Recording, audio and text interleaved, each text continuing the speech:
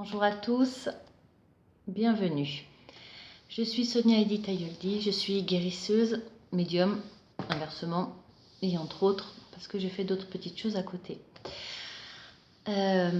Aujourd'hui, c'est une vidéo un peu particulière, c'est sur les bébés. Voilà, les bébés, les enfants en bas âge. Les bébés, alors pourquoi mon bébé ne dort pas la nuit, pourquoi il hurle la nuit, pourquoi il a un rythme tout déséquilibré, pourquoi il n'arrive pas à avoir un rythme équilibré. Voilà, donc en dehors du contexte médical, parce que bon, c'est vrai que parfois ça arrive que c'est simplement médical, que c'est les organes, que voilà, c'est comme ça. Il y a le côté, je dirais, énergétique. On va appeler ça comme ça pour commencer. Alors pas de panique, bien sûr, il n'y a rien qui peut être laissé sans aide. Voilà, alors pourquoi cette vidéo? Parce qu'on a de plus en plus d'enfants qui nous contactent en tant que médium, en tant que guérisseuse aussi. Donc je dis nous parce que je travaille aussi parfois pour certaines choses avec une amie médium. Coucou Véronique, voilà. Elle est spécialisée des bébés entre guillemets, mais c'est son truc les bébés, voilà, voilà, tout ce qui est au niveau de sa santé, c'est son truc. Après, tout ce qui est au niveau de ce qui entoure l'enfant, le bébé, voilà, ça nous touche et ça me touche aussi. Alors, qu'est-ce qui se passe? Mon bébé ne dort pas la nuit. Bien. Il dort pas la nuit, il dort pas le jour, ou très peu, par petites coupures comme ça. Il fait pas des siestes dites normales. Alors d'un bébé à un autre, ça varie, on est bien d'accord. Mais quand l'enfant ne dort pas la nuit, alors le premier mois c'est un petit peu normal parce qu'il faut qu'il se règle. Mais moi j'entends des personnes qui disent moi la première année il n'a jamais dormi, il se réveillait toujours la nuit, etc. Ou jusqu'à ses 3 ans il fallait qu'il soit dans notre chambre, qu'il soit près de nous, ou voir qu'on allait dormir dans sa chambre, ou qu'il dorme avec. Enfin, ça devient compliqué. En tant que parent, ça peut être très compliqué. Et en tant que couple, ça peut être encore plus compliqué. Voilà. Donc c'est très très simple. Il faut savoir que, ça vous l'avez compris, on n'est pas tout seul, on a des âmes qui sont près de nous, nos défunts, des personnes qui habitaient dans notre logement avant nous. Ça, j'en reparlerai dans une vidéo, je suis en train de la préparer justement. Mais ce qui était important, c'était les bébés parce qu'ils ont besoin de dormir correctement.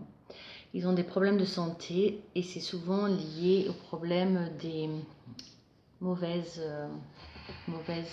âmes qui sont là. Alors pourquoi? Il faut savoir que les enfants sont médiums jusqu'à peu près 7 ans. Alors vers les 7 ans, ça dépend des enfants. Il y en a qui vont être stoppés, qui vont grandir. Ça va se reprendre à l'adolescence ou en tant qu'adulte, ou un peu plus tard, ou des fois pas du tout. Mais bon, peu importe.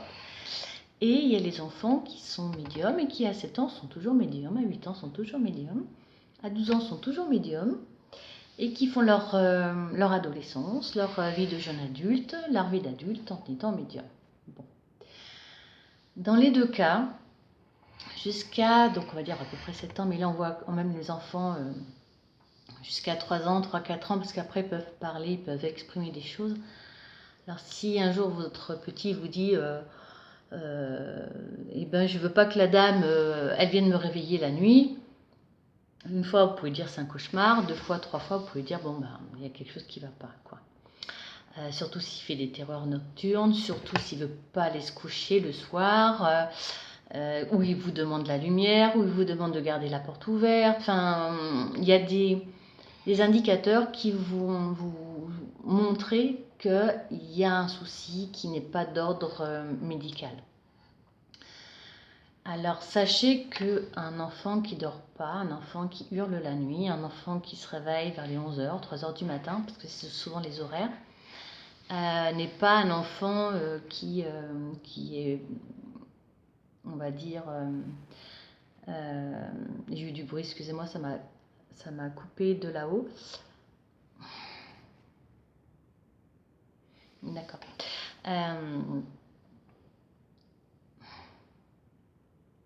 Ouais. Il faut savoir que dans toutes les maisons, la plupart des maisons, on a des âmes qui viennent. C'est normal. Ce sont alors dit les âmes, il y en a d'autres qui vont dire des défunts, des personnes invisibles, enfin, faites votre truc, hein, moi je m'en fous. Mais c'est simplement pour dire que quand il y a quelqu'un de notre famille qui part, qui meurt, son corps meurt, mais son âme, elle ne meurt pas. Souvent, il y a l'âme qui reste et qui ne va pas passer par le paradis. Alors cette âme, c'est une petite aparté, hein, un aparté. Cette âme, comme elle n'est pas passée par le paradis, elle a encore ses mémoires humaines, de douleurs humaines, d'angoisse humaine, de peur humaine, de stress et de manque. Donc une fois qu'elle sera passée par le paradis, elle va être comme si vous passez sous la douche, là, puis on vous enlève tout ce qui est négatif. Et elle ne sera que amour. Donc quand cette âme qui est passée par le paradis revient vers vous, elle n'est que amour. Parce qu'ils reviennent pour être près de nous, pour nous aider. Quand on pense à eux, ça les attire, ils sont là pour dire « mais je suis là, je t'aide, je t'envoie mon amour, etc. » Quand ils ne sont pas passés par le paradis, ce sont des âmes, donc je l'expliquais, qui sont encore dans leur mémoire de mal-être humainement parlant. Hein. Et comme elles ne veulent pas aller au paradis, la plupart du temps, c'est pour rester avec ceux qu'elles aiment. C'est normal, ça vient du cœur. Mais en pensant donner l'amour, en fait, ils prennent votre énergie. C'est pour ça que des fois, on se sent fatigué, malgré qu'on ait une bonne alimentation, malgré qu'on prend des vitamines, qu'on fait nos petites cures, qu'on dort correctement, qu'on fait du sport. Voilà, sachez-le. C'est pour ça que c'est important de faire les soins énergétiques aussi. J'ai fait une vidéo là-dessus, vous pouvez aller voir, il n'y a pas de souci. Donc l'enfant, si vous voulez, le bébé, il ne va pas vous dire il y a quelqu'un dans ma chambre qui passe la nuit, ou voilà. Parce que la maison, elle a été rénovée, parce que c'était même une maison toute neuve. Hein, y a pas, on dit que dans les vieilles pierres, il y a des mémoires. Oui, il y a des mémoires, comme dans toutes les maisons. Voilà, l'enfant, si vous voulez, c'est comme le phare dans la nuit pour les bateaux. Le phare, ça attire les bateaux. L'enfant, le médium, on est des lumières qui attirent les âmes. Et le problème, c'est qu'on n'attire pas que les bonnes âmes. C'est comme ça. Donc, l'enfant ne peut pas vous le dire. Alors, si vous vous rendez compte que le petit ne dort pas la nuit, qui fait des cauchemars, qui fait des peurs nocturnes, je vous dis à partir d'un certain âge, l'enfant va pouvoir communiquer un petit peu. Et le problème, c'est que comme on n'a pas l'habitude, les parents n'ont pas l'habitude à ce genre de choses, à part ceux qui sont un petit peu dedans, ou qui connaissent, ou qui ont eu des expériences par rapport à certains voisins. Les autres qui sont un peu fermés à tout ça vont dire oui, tu fais des cauchemars, arrête de dire n'importe quoi, etc., etc. L'enfant ne va pas être entendu, il va se refermer sur lui-même. Il va vivre avec ce mal-être. La vidéo précédente, c'était justement sur l'âme de l'enfant à l'adulte.